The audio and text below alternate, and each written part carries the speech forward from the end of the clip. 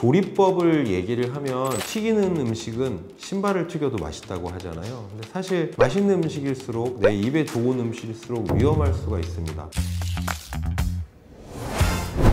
안녕하세요. 슬기로운 양안반 협진 슬천한방병원 문상현 원장입니다. 오늘 드릴 말씀은 암 치료 중에 어떤 걸 먹어야 할까요? 아무래도 암 진단을 받고 나서는 피해야 될 음식들 중에 하나죠. 단 음식들, 그 다음에 튀긴 음식들, 그 다음에 탄 음식들 피해야 되는 게 맞습니다. 그러다 보니 먹을 게 없어요. 그래서 오늘은 어떤 음식을 먹으면 좋을까? 치료적인 입장에서 말씀을 드리도록 하겠습니다. 암 환자분들이 제일 중요한 것들 중에 하나가 면역력이죠. 첫 번째, 면역력을 증진시켜주는 음식을 말씀드릴 건데요. 대부분 면역력을 증진시켜주는 음식들은 버섯 종류가 많습니다. 메시마 F라고 들어보셨을 거예요. 상황버섯 추출물이 면역 증진에 효과가 있기 때문에, 특히 NK세포 활성에 효과가 있기 때문에 먹는 약으로 만들어져 나옵니다. 많이들 드셔보셨을 거예요. 버섯류의 음식들이 실제로 도움이 됩니다. 그래서 그런 음식들을 식재료로 이용해서 여러 가지 음식을 만들어 드시는 거, 그런 것들 추천드립니다. 그 다음에는 많이들 들으시죠? 단백질 식품입니다. 근데 단백질 그러면 고기가 생각나죠. 근데 붉은 고기류들은 아무래도 염증을 증가할 수 있는 요소들이 좀 많아요. 게다가 붉은 고기류들은 삶거나 쪄먹을 수도 있지만 구워 먹는 경향이 크기 때문에 아무래도 주의해야 될 음식에 속하고, 그래서 많이 추천드리는 게 콩 음식입니다. 대표적인 게 두부죠. 순두부도 있고 연두부도 있고 손두부도 있고요. 그런 두부들로 음식을 만들면 상당히 여러 가지 이점이 있는데 충분히 단백질을 공급할 수 있을 뿐만 아니라 이소플라본이라는 성분들, 그 다음에 식물성 에스트로겐 성분들 때문에 아무래도 여성 환자분들에게 훨씬 더 도움이 되죠. 특히 여성암 같은 경우에 호르몬 억제제를 쓰는 경우가 많은데 암 치료와 관계없이 호르몬 억제제 때문에 생기는 부작용 때문에도 무척 괴롭거든요. 그리고 특히 체중이 증가하면 어려운데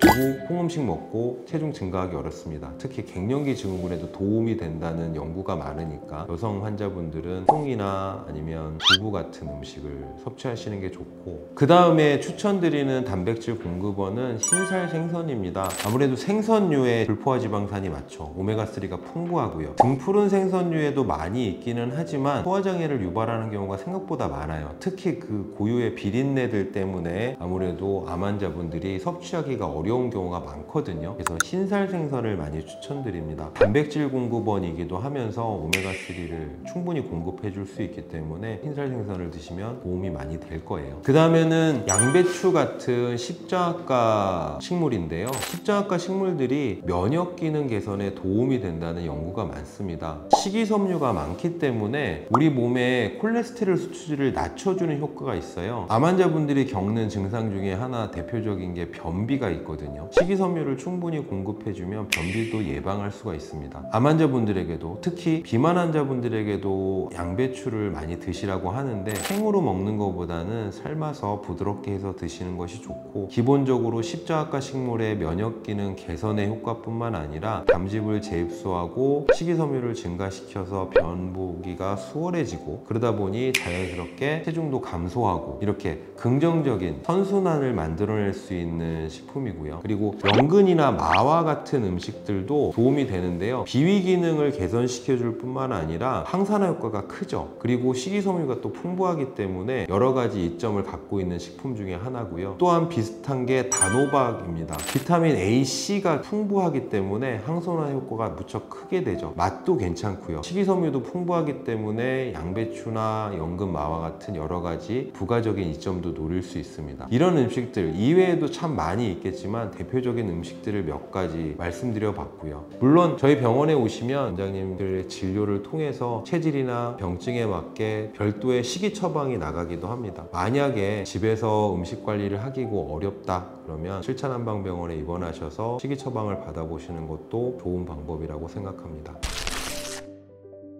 음식을 어떤 종류를 먹어야 되냐도 참 중요하지만 어떻게 해먹냐도 참 중요합니다. 예를 들어 상부소화관 쪽의 암 환자분들은 음식 섭취 자체가 어려운 경우가 많아요. 그래서 거의 대부분 갈아서 아주 부드럽게 만들어서 드셔야 되는 경우가 많고요. 하부소장관 쪽 대장암이나 결장암 이런 환자분들은 대변 보는 문제들이 좀 있을 수 있기 때문에 식이섬유가 많은 음식을 먹는 게 또 힘들 수도 있거든요. 그래서 죽처럼 만들거나 아니면 식이섬유 자체가 좀 적은 음식들 위주로 해서 드시는 것도 방법입니다.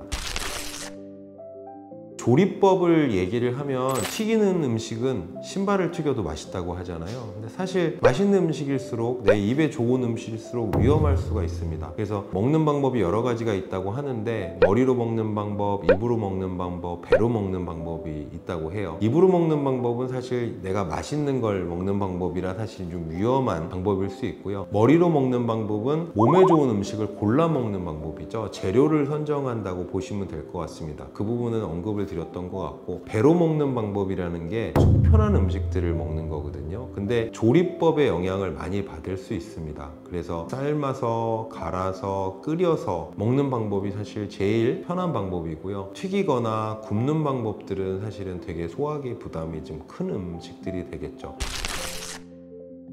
마지막으로 입맛이 너무 없을 때 많이 추천드리는 방법인데요. 첫 번째는 음식 명상입니다. 사람이 음식 생각만 해도 침이 고이는 경우가 있거든요. 대표적인 예가 신음식입니다. 레몬이라든지 오렌지 생각만 해도 입에서 침이 고이죠. 뭐 이런 경우도 있고, 아니면 자기가 좋아하는 음식들이 있을 거예요. 아, 오늘 저녁에 뭐 먹지? 생각하자마자 입에 침이 고이는 음식들이 있을 수 있거든요. 그런 것들을 생각하면서 명상을 하는 겁니다. 음식만 생각하는 명상이에요. 그러다 보면 자연스럽게 음식에 대한 욕구가 좀 증가할 수가 있거든요. 두 번째는 음식 앞에 두고 하는 음식 명상입니다. 그래서 음식의 냄새를 맡고 음식의 질감이라든지 식감들을 상상해 보면서 생각을 하는 거죠. 그러다 보면 조금씩 입에서 침이 고이고 식욕이 조금 나올 수 있거든요.